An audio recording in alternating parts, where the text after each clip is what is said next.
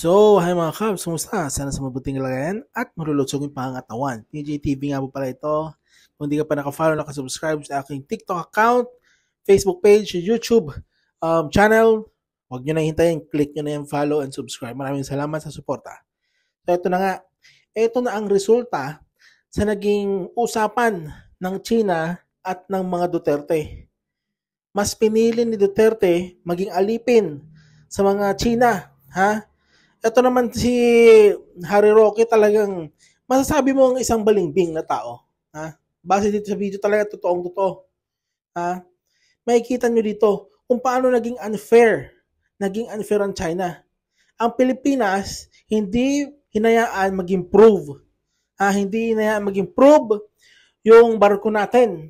Pero yung China paunti-unti lumalaki ang depensa sa kanila, ha?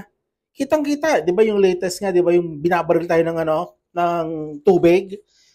Kawawa tayo dahil sa naging deal nila ni Digong at ng China.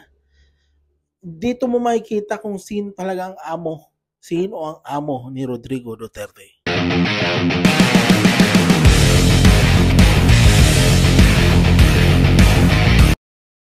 Nawawa tayo sa sariling teritoryo.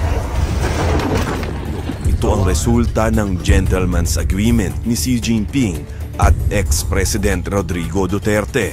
Noon kasi nakipagkasundo si Duterte kay Xi Jinping na hindi na magpapadala ng mga gamit upang makumpuni ang BRP Sierra Madre na nasa Ayungin Shoal. Ito'y oral sa panahon ni Presidente Duterte ay rerespetuhin ang status quo. Ibig sabihin, kung ano yung naroon na, walang dagdag, walang bawa. To maintain status quo daw. Pero bakit ang China patuloy na nagtatayo ng mga istruktura sa West Philippine Sea?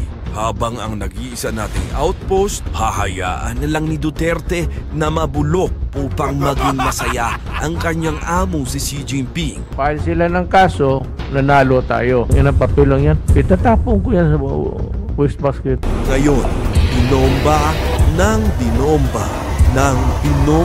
mga Chino ang mga barko nating maghahatid lang sana ng supply sa BRP Sierra Madre.